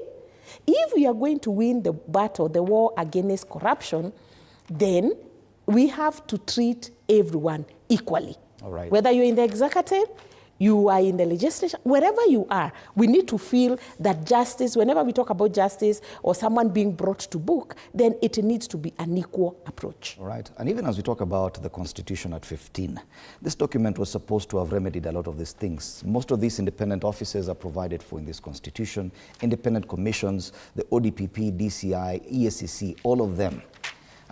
Then where do we get it wrong? That we have one of the most progressive constitutions, but 15 years later, we seem to struggle on how to use it. Well, thank you, Indimuli. I think we got one of the most progressive constitution in the globe. The most progressive. I don't think there is another country that has got a constitution that's well thought through like this one. You remember when we were struggling to get this constitution, we went through a lot of process. We had the first one, which was rejected, the second one was rejected, and the third one was accepted. There was a Yas Palgai one, there was a Bombers, and finally we came into this. And I think a lot of thinking was put into our constitution, and our constitution is right. The only thing and the only problem we've got is to implement the constitution. And that's where the problem is. And the reason why, when you asked me to comment on the constitution, I know there are lawyers that are going to be here tomorrow in the studio to discuss about the constitution. I think what we need to say is we've got a good constitution. That's all we need to say. The only thing is we do not have the implementers of this constitution. And I think it's a socio-cultural problem to this country. Because if we want to blame this government, like Gakuya said, this is a one-term government, let us go back to the last government. And we found where the president say 2 billion shillings lost every day and I don't have anything to do about it. We go to the Kibaki government. I think it tried a little bit. It tried a little bit because it was new, and Swahili say, keep your kinyemi. He was under different constitutional order. But of course, there was another scandal. Every government has had a scandal. And yet the constitution has got institutions that are supposed to manage this scandal. Recently, I heard the head of ESCC, the chairman, Bishop Ongida, say, now we let it to God, we pray. It basically means that we are in hopelessness. And when we let it to God, it basically means our constitution do not work any longer. What the problem is the social cultural problem. And it starts from the Kenyan himself. It's not just the leadership. Because, Indimuli, I'll tell you, if you go to positions like this that we've got, members of parliament, president, members, the governor, or whoever, first of all, the people will ask you, you've got this position, what have you gotten out of it? If you want to live within your means, if you want to live like a Kenyan, the people will judge you very harshly. Oh, so-and-so was in this big office, he did nothing with it. We didn't see him employing people because basically when you go to this kind of big offices, you're supposed to employ all your village mates. You're supposed to give contract to all your village mates. Where do you get it from? You have to cut this constitution into pieces for you to be able to enable them. And so the people put pressure on the leaders to be able to cut shortcuts on the Constitution for them to tell and say that you've done something very right. So that if you're driving a small car and you're a member of parliament, because that is where your means can allow you, they'll say, this guy does not know how to organize himself. He should be driving a V8. He should be driving, I don't know what kind of a car. He should be having a chopper. That is how people judge you. And that kind of social judgment pushes people to cut shortcuts on our Constitution. So first of all, Kenyans have to mature and say, let us live with what we have said needs to guide us, the Constitution. 2, then is the leadership. When you are given the leadership mantle, like the President Ruto now has been given the leadership mantle, it was so disheartening to hear President Uhuru Kenyatta say 2 billion shillings get lost every day. We have got nothing to do it. When you say that, you basically tell us the Constitution does not work. That is basically what we're saying. And yet the Constitution has got all these bodies. If the ODPP, and that has been a problem all this time, is throwing cases out and is saying there are no evidences, that is the first person that needs, first of all, to go in. Because he is the first evidence to tell us that he does not value our Constitution. So we need to see heads rolling for us even to discuss. We do not need to touch. Our Constitution is good. It's like the Bible. It provides every positive good thing. But how many people are following what the Bible says? Yes. So let us not even waste our time discussing the Constitution. Let us waste our time discussing the individuals that are supposed to implement this Constitution. Yet we were hoping that, yes, we do agree that Kenyans have historically had very bad manners.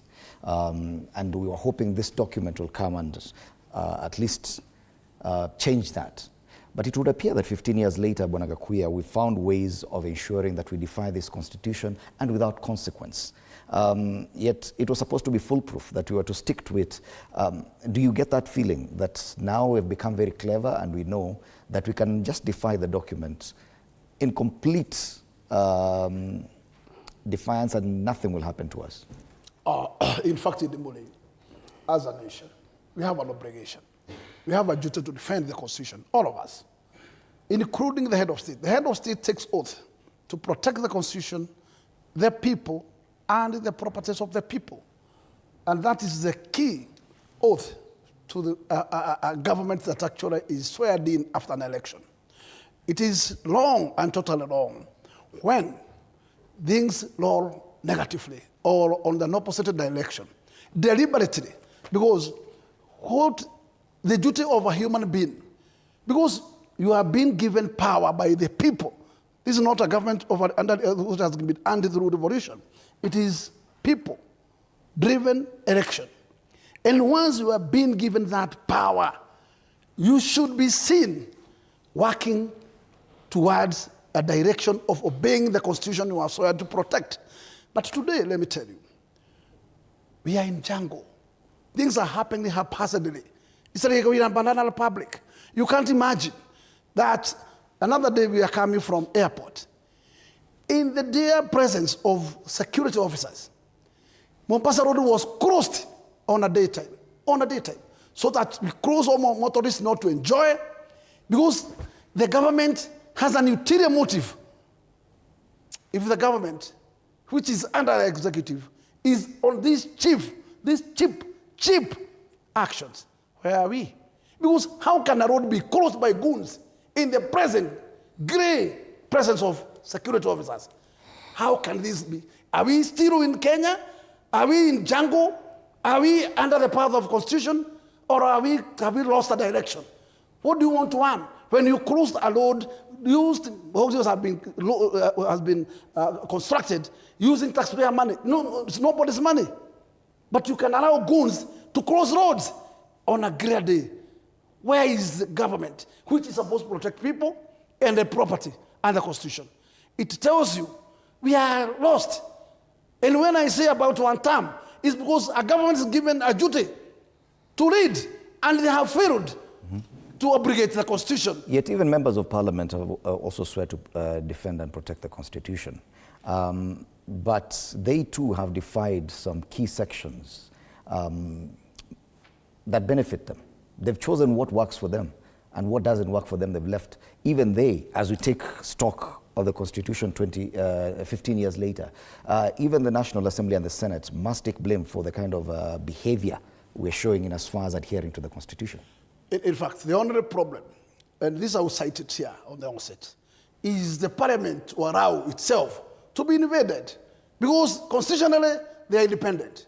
But once you allow your independence to be taken over by executive, then you are the one to blame yourself. So I can stand here to say, parliament can defend its independence. They are the policy makers. But it's wrong for them to sleep or to be on the bed with the executive. And when it arrives to that point, then we are lost. It should not be seen parliament being micromanaged by the executive at all. Okay. They have their independence, and they should protect the independence. Right. But when you find the Speaker of the National Assembly is on the rooftop of V8 on what we call presidential tours, what is this? The Speaker should distinguish his position. He's no longer a politician as today. He's the Speaker who should stand to protect the independence of the... But when he takes side, then he tells you we are lost. And that's how, because the carrier of the tag which gives the parliament its visibility, its tower, is the Speaker. When the Speaker is a compromised Speaker and takes sides, then we are lost. Right. And then there is no way you can say the parliament is any longer having or enjoying its independence. And should we therefore, Kathy, blame the National Assembly, for example, for the failure to fully adhere to the Constitution as it is? Because they were tasked with even developing additional legislation to actualize parts of the Constitution. But given the kind of behavior that Bwana Gakuya has talked about, the lack of independence, should we blame Parliament for our failure? Yes, and to a large extent. And I say this because when the President declared, made the pronouncement that members of Parliament and senators get bribed. Number one, he didn't seem very disturbed that there's money that is, either given to them so that they can vote for or against a motion or even the impeachment, like he was talking about the impeachment of Abdi Guyo. And he seemed to have a problem with the fact that that money did not reach as many people as it was supposed to. So really, are we accepting or are we agreeing or normalizing corruption? Was he trying to tell us that members of parliament and senators get bribed? But I was even more surprised, and I was really taken aback by a member of parliament from the Nyanza region who said, Mr. President, do not call us, and I'm quoting him in verbatim. He said, do not call us corrupt. You brought the SHA bill and we passed it for you. He said the levy, the housing levy, the bill was brought, we voted, we passed it for you. So when you hear a member of parliament speak that way, then you really pity that house, whether it is the lower or the upper house, because it means there is no independence. A member of parliament goes to parliament to represent the people. At times when you listen to the members of parliament and the senators, they want to blame the executive. When you listen to us, the Mwananchi, we want to blame the members of parliament and the senators and the people we have elected. But what we forget is that all of us belong to one pool. We are in one basket as Kenyans. And we are not any different from each other, by the way. We are not any different from each other. We make a lot of noise when we disagree. Whether we are disagreeing because X is corrupt, or we are disagreeing because there was loot and it was not distributed properly. We are all guilty. And I say this because even the members of parliament and the senators, when they are being elected, and I say this from a point of authority because I have been on the ground, seeking to be elected by the people. The corruption actually stems from that level, and it starts from the day we sieve, because our politics is like a sieving station where we decide that these are the people we are taking to parliament, these are the people we are taking to the county assembly. Our political system is corrupt. So corruption starts from that low level. And then it comes up, as you can see now, the noise is being made at a very high level.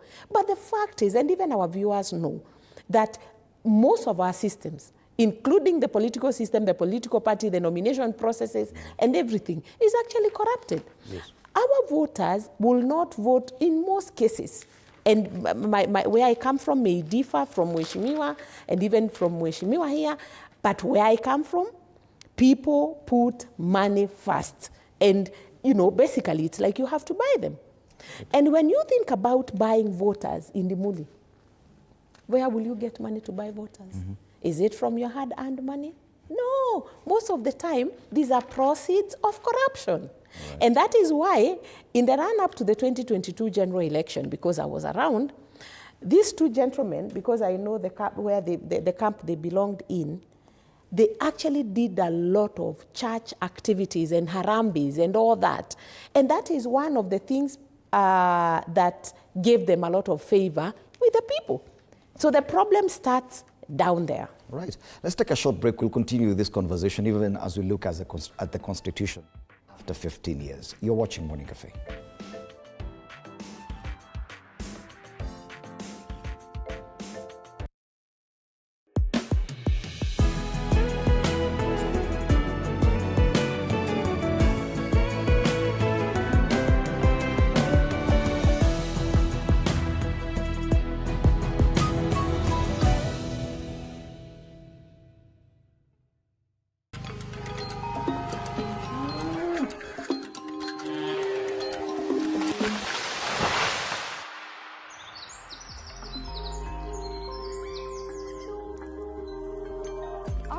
Is changing every day, and so should we, for the better. Each week, we tackle the big why, the question that should be on everyone's minds. Why isn't this fixed yet?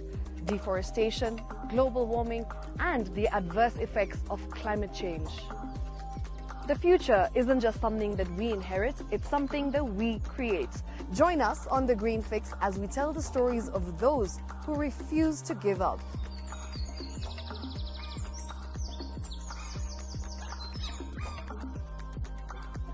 When it comes to fixing the planet, there is no time to waste.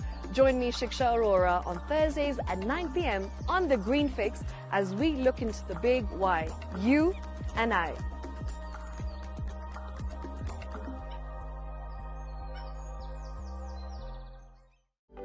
For comprehensive information and education on your health, Body Garage is here. Don't allow anyone to pluck out your good tooth as long as it is strong and stable. Cancer doesn't start today and you get the symptoms tomorrow. By the time you pick it or the time it is manifesting in you, probably will be there about 5 to 10 years. The eye is the window to the rest of the body. Don't forget to stay hydrated.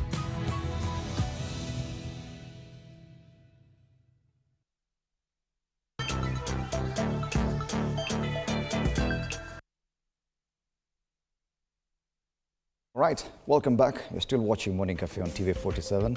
We do apologize for that technical hitch, but now we're back and continuing with this conversation on matters of Constitution, but we're comparing it with the kind of conversations we're having at this time, and corruption is one of them.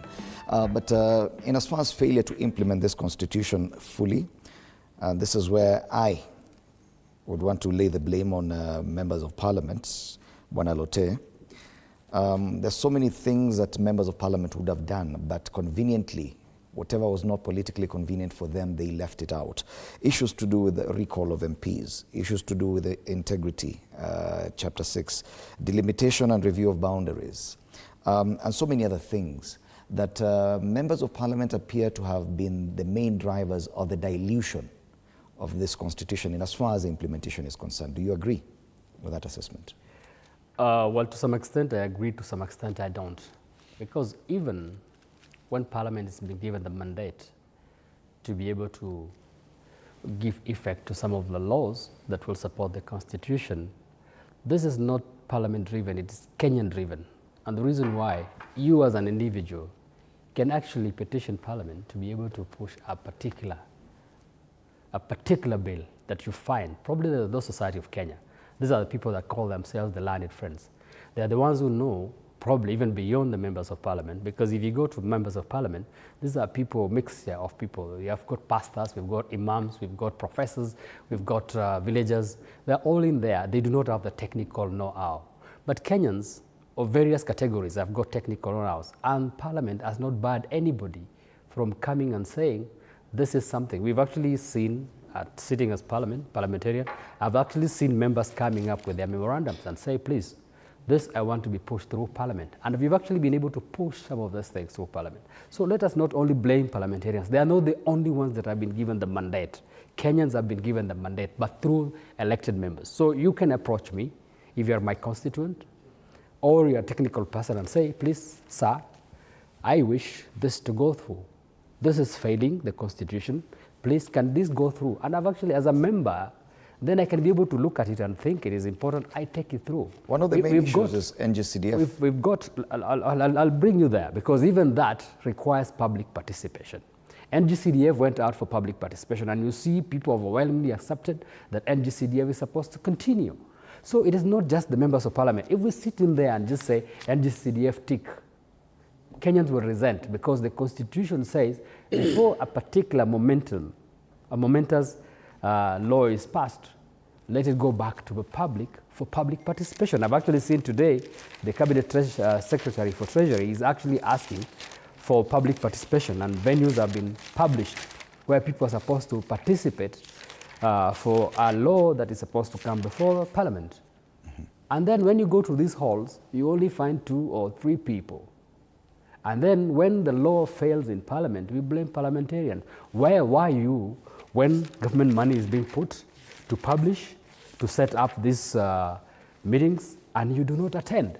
And then you easily blame Parliament. So I can say parliamentarians, they sit in an apex where they can now ensure that what has come through the public, directly or indirectly, is now made into law. That is their role. But public is not barred from participating in this. So let us blame ourselves first as public, because we might not have been the people that have actually been proactive in terms of pushing Parliament to do what they're supposed to do. That is one. 2, parliamentarians have also failed, because I've actually seen members of Parliament, members of the public come up with very good proposed legislation, and it's thrown by parliamentarians. So we are all to blame. So when parliamentarians throw a very good proposal from the public, then Parliament is supposed to be blamed, because 1, there are technical people that are bringing very important information here, a very important piece of legislation that is supposed to actually then be made into law, and parliamentarians think it does not affect them, it does not favor them, they throw it out. So at that point, I could say yes and no for Parliament. We have all failed as a country. Let me put it different, and because we could also be looking at the positives of this Constitution 15 years on. Devolution is one of the successes, despite the criticism and the challenges that have been there. But we've seen that there are elements, even from the word go, that were very reluctant to go the devolved way. We've seen that 15 years later, we've still retained the provincial administration, which is a parallel system of the central government. Some of the issues that the provincial administration under Ngao, which was an act passed by Parliament, was supposed to be carried out by the devolved units. NGCDF, it was a way of devolving resources before the new constitution. After the new constitution, Parliament has been reluctant to let go of that. And that's why I'm saying that members of Parliament have been in the lead in diluting, yes, the sanctity of this constitution. Do you agree that, yes, Parliament has been very reluctant to let go of some very old ways of doing stuff? Let me say, and this is the total truth. We have now tested counties, and we cannot stand here to say that our devolution is any longer new, because any child that has attained 15 years of age, actually, you cannot call that particular person a child any longer. Somebody who is almost to attain 18 years and get an ID. So I would say 3 terms consecutive of devolution, we should now be mature and capable of managing that devolution government. Note that, in fact, the counties are purely government. They are pure 47 counties. Those are government. And what we are lacking is proper management from those 47 counties. In fact, I will tell you, Idimuli, issues to do with the CDF, I will be the first advocate to quash the CDF if governors are doing their job collectively. I can attest here, people of Embakasi North has not enjoyed any single road from the county government. It is their duty. They have not enjoyed water. They have not enjoyed, what we can say, lighting. And I can tell you many areas that the counties are supposed to undertake. If today you remove this CDF, you have not made a mechanism of how to secure free secondary school. Do you want my people to suffer? In fact, my people depends on that bursary from CDF. Otherwise, without it, many of them, the children will be out of the school. So before you kill it, put mechanisms and proper mechanisms of how to go to move on. Should it be moved on in 15 years? We should bring ourselves into a conference and declare secondary school free, like primary.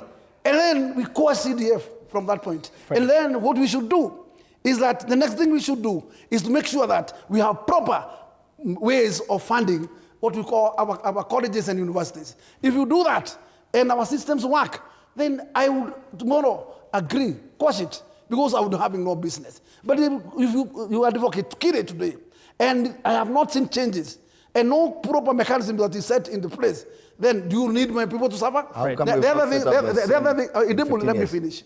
Allow me to finish. The problem where it's coming is why the national governments also want to take what's due for the counties. Issues to do with the markets. Markets are an obligation of the counties. Allow this money to go to counties to build markets. Why do you want to hold this money? Leave this money to them, so that at least they can be able to. What you should do as a government, if you really want to have a particular uniform designs, you can make designs and transfer the designs to the counties, but give them money to implement. If they're implementing other infrastructures, what is wrong for them to implement matters to do with the markets? So those are areas that I would say, those areas that are supposed to be devolved, and they are still clinging at the national government, should be totally devolved. But before you kill CDF, make sure that there is a resolution, there is a resolve to what you are going to do with areas. But even today, even though we kill this CDF money, it cannot move to the county. The CDF operates and give subsidy to the areas of the national government. It will be back to members of parliament for that disbursement to counties. Before I allow the technical person, because it's technical and probably not linked to any of this, I would want to say that devolution envisioned counties to be governments that are independent, that can also raise revenues. But what we've actually seen 15 years after is counties depend entirely on proceeds from the national government, yet they've got capacity to be able to raise revenues. Well, I know there are counties, I'm not blaming them entirely, there are counties that have tried.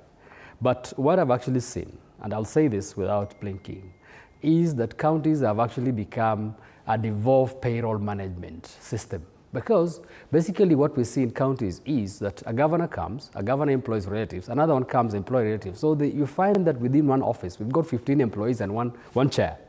Okay. And all of them earns. That's the reason why counties cannot account for the 440 billion shillings that goes to them every single year, because most of this funding are payroll devolved. But should we just be criticizing the devolved units, yet we're talking about the sanctity of the Constitution and the ways we've clawed back on the gains, that some of these things should have been done and probably 15 years later would have moved on from that. But we don't seem to be. Yeah, we are criticizing because we've not seen anything coming from the counties. The reason why, if you compare CDF, and the reason why public overwhelmingly, about 95% of the public that we went to for public participation accepted that CDF is doing something. CDF is around 54 billion shillings. County government receive around 450 billion shillings, close to 10 times. But if you go to the ground, you can actually see a school that has been constructed through CDF funding. You can actually see children that have been sponsored through CDF and not counties. And yet this is 10 times more. Why? Because counties have become payroll managers. Governors are actually payroll managers. And the reason why I want to actually a little bit differ with what my Parliament Bazenga, the governor for Nairobi to be, says about national government holding some of the things that are supposed to be on the county government. For example, markets and the likes. You can actually only notice, including housing, you can only notice that those projects that are coming from the national government in terms of projects are actually visible. The monies that goes to governors, most of them, my governor does a lot of work. I don't want to put him in that list. But most of the counties are actually payroll managers. There is nothing. 90% of the funding that goes to counties are actually on payroll on recurrent. So when are we going to see counties developing? And the reason why national government thinks like a father or like a mother, let me not devour all this because my child has not matured enough to be able to be given all these resources. So sometimes I want to sympathize with the national government when people say devolve resources. So when we start devolving markets to the counties or housing, then we see counties again turning them into payroll. Isn't that the problem, Kathy, that there's still reluctance, you can see there's still reluctance to go full throttle with the new constitution, that there's things we still need to hold on to? Actually, and you can see that has also resulted in a lot of tug of war, even between the executive, the members of parliament, and even going down to the county level, as you can see. To me, when devolution came, we devolved so that we can get services closer to the people. And I think that was the primary reason why Majimbo was being advocated since, the first bombers. Viability of these units. If you check, if you see how most of these counties have performed so far, there are some that have done very well. I think you can just put a blanket condemnation on them. There are some that have done very well. The other day I was listening to the governor of Murang'a, Irongo Kang'ata, and I was really impressed when he was doing that presentation in Homa Bay the other day. But in the same devolution conference, I saw other counties try to showcase what they've been able to achieve. And it was really, it left a lot to be desired. So the money that we seem to strive for, because that is where the strive is between all these leaders, including ourselves, the ones who are in charge now and even the ones to come, we seem to be competing for resources that are, number one, are limited, but everybody needs some money so that they can do something for the people. And that is where I think we get it wrong. Because some of the roles or some of the work that we want to ask the Member of Parliament to do for the people are things that are supposed to be implemented by the county government, for example. We failed to do enough civic education to the people so that they understand the roles of all these people. If you listen to the condemnation, when you listen to Wanjiku will tell you, we are suffering because Ruto is not doing anything. Ruto has failed in doing this. Ruto has failed in doing this. We do not hold individual leaders to account by understanding their roles. Let's start from there, even before we go to the funds, because the issue of funds seems to be a very big elephant in the room, actually. And all these leaders seem to want to have some money so that they can go and do something for Wanjiku, so that Wanjiku is impressed and so that they can vote them again. Again, we are politicizing this whole issue.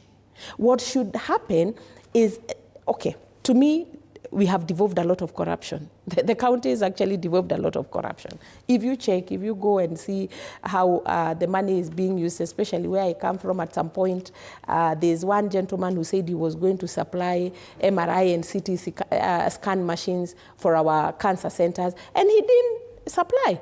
The next thing we saw is that he had so much money to do campaign, not just at the county level, but even at the national level. So we've devolved a lot of, corruption at that level. And that also is giving room to all these mamas that we hear every time, because it's like the president needs some kitty so that when he goes mashinani, he can do something.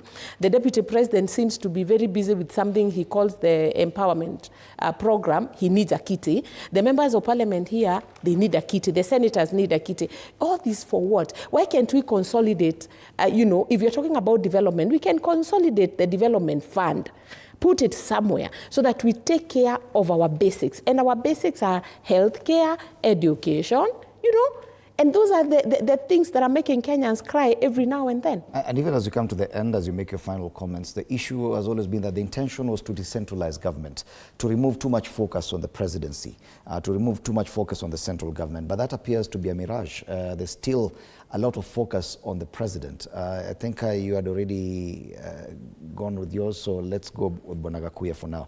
Bonagakuya, there's still a lot of focus on the president, and he still appears to be the one in control of anything and everything. That was not the intention of the new constitution. 15 years later, what went wrong? In fact, the management is or comes from an individual. The position is there, but it depends who sits on it. Because how you drive your management is what will make the whole organization move. But when you start micromanaging every sector within the organization, then it tells you you are capturing everybody, and you want to be the sole voice of the organization. You must know why there is junior managers, senior managers, all of us to the supervisors down there. And you must respect that structure. But once you want to collapse them together and lump them and become a micromanager, then that organization dies. It cannot move anywhere. Today we have a big problem because today, assume Treasury collects every day because KRA collects every day. But who decides where this money will be dispersed? A call always comes every morning. What has been collected yesterday? Where do you want to disperse? Now, disperse that one, remove. So that kind of micromanaging is what we are in. And we are in a state where everything is under state capture. And that's where we are along. And we are saying the problem is not the country, it's the individual who is running the country. Yes, and therefore, we need to look for another manager because the manager is failing us. Period. Because we have a structured constitution who empowers and gives his positions, his powers. Those powers are being misused because Yet we were hoping that the constitution would change that. The problem we are in is that if we want to become the voice of everybody, everywhere, every institution, every agency, then what is the essence of those agencies? What is the essence of them? In fact, the manager is there just to give direction and allow the whole organizations to move. But if once you micromanage everything, every sector, including the bottom, it can't learn. Okay. It can't learn. All right. When I looked at the imagination was and the dream was that the new constitution would ensure there is no chance or possibility of an autocracy in Kenya. Yet we are seeing and listening to Bwana Gakuya, he says, yes, that one person can indeed come and take over everything. Do you think that is what has happened, that 15 years later, after the promulgation of the constitution, we still have not achieved that an autocracy is still very possible in our situation? Well, I think the issue of the autocracy has come in following to what the Englishman says, that he who owns the piper plays the tunes or dictates the tune. Basically, that is also to blame for the counties, because if counties cannot be able to raise their revenues by themselves to run their own activities and still depend on the national treasury, where the president then appoints the national treasury CS, it basically means that we've handed power to the president to own the piper, who then dictates the tune. Despite the fact that the Public Finance Management Act says that, and also the Constitution provides that every 15th day of every month, as per the schedule, the National Treasury is supposed to release funds to the counties. As long as that is not acting, and it has never worked from Kibaki's time to Uhuru's time to now Ruto's time. Disbursement has never been timely as dictated by the Constitution and the PFM Act. And that is where the problem is. The person that owns resources will always control. And as long as we still have resources being held at the national level, and that resources are all collected primarily at the national level, and that counties do not have their capacity. Let me tell you, if there was a county that was able to raise its own revenues, that county will already be independent, and you will actually see that county doing things that are clearly separate from the national government, which was envisioned by the Constitution. So as long as the autocracy will always be, as long as all counties fail to raise their revenues and still depend on the revenues from the national government, we will see the kind of autocracy that's there. And I want to completely differ with Gakuya. It is not Ruto that has failed. If it was Ruto, what happened during Kibaki's time? If it was Ruto, what happens during Uhuru's time? So let us not blame President Ruto. Let us blame the system.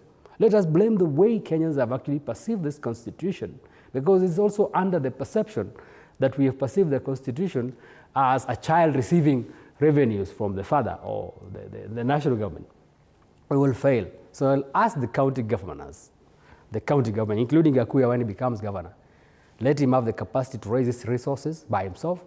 Let him become independent, because as long as you're still living in your father's house, the father will always dictate what you're supposed to do. All right, Kathy, what's your take on that? Okay, I looked at the Auditor General's report. She had a report even on how we use the CDF that we just spoke about a few minutes ago. I think our problem, besides all the hits and the misses that we have talked about here, and what the good member of parliament here is talking about, is also our attitude towards revenue. When we collect money, where do we take this money? If we collect money and 90% or 70% out of all what we have collected is looted, so really, whom do we blame? Because I think we started with discussing this issue, or the cancer that is corruption. And I think that is where most of our problems start. Because we can come here, debate. The governors will hold press conferences like they do all the time to, request and ask for more resources. Other people will even say that they will down their tools. But then, even as we collect all this money, where does it end? Most of this money, whether it is channeled from Treasury or it is even what we are collecting on a daily basis, it ends up in people's pockets. And I believe we have a huge number of our leaders who want to be in positions of power so that they can enrich themselves. And that is where the problem starts. And maybe that is why, again, Honorable Gakuya is talking about Parliament and other institutions being held hostage. So what do we need? I think moving forward, we need to appreciate and have more leaders who are going to be people-centered, people who are going to think, leaders who are going to think more about the common mwananchi and their problems and their challenges, as opposed to just greedy leaders that we elect all the time and then start complaining the following day. Right. I have a small light on that.